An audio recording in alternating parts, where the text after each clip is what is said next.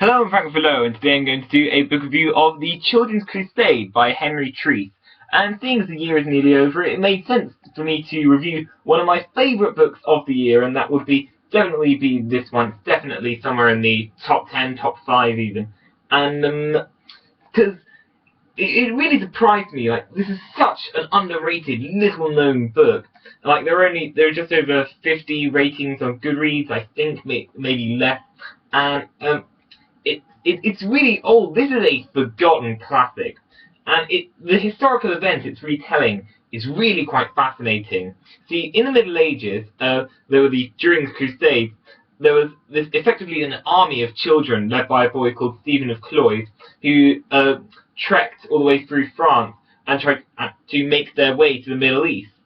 But like, if you know your history, you can tell, if you know how hard life was back then, how people were mistreated, you know it's not going to end well. And that's the great thing about the story. It tells a huge story. It has almost biblical size, but you don't know whether to be inspired or amazed and shocked, because they're so loyal to their faith, but it's effectively leading them, for many of them, to their death.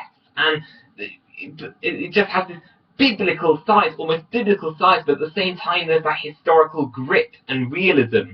The story mainly follows these two children, Geoffrey and Alice. They're a brother and sister, and there is a fair bit of character development and transformation for them, because as you can see there, he is about to hit his sister.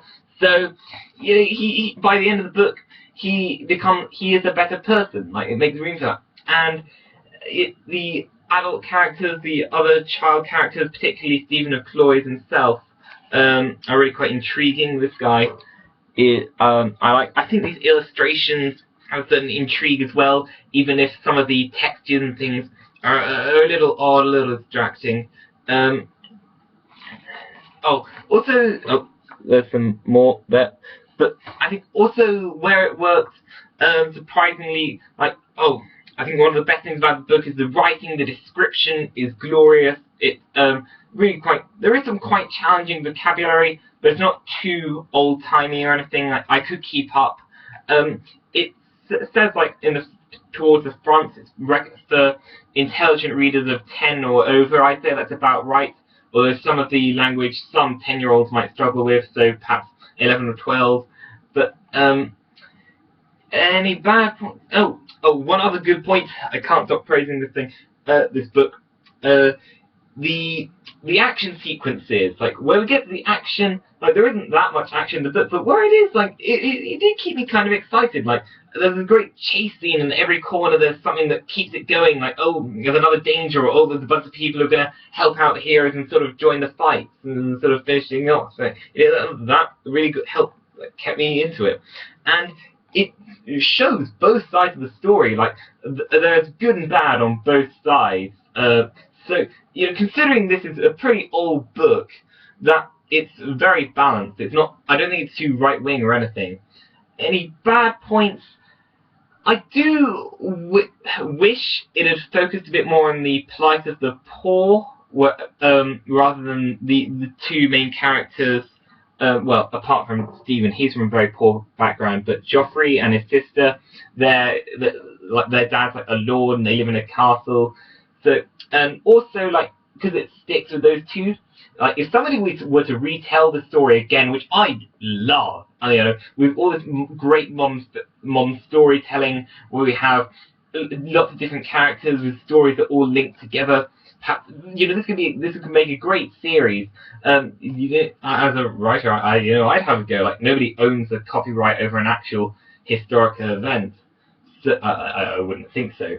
So, the only really bad point I can think of is, like, the comedy.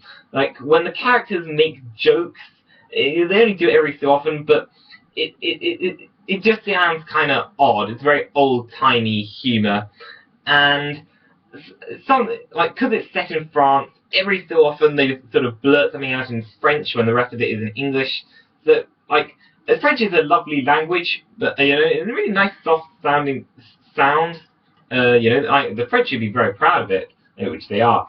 But like, because it's just them, like, exclaiming something when they're angry or upset or something, it just sort of comes out as like a bleh. So, no offense, French people, I might have lost any international appeal. To be honest, I didn't really have much in the first place, so. But, really, like, I recommend this so strongly to anyone who wants a really big, fascinating story, anyone who quite likes Michael Morpurgo, who likes, really like, sort of hipster books not many people know much about. So, yeah.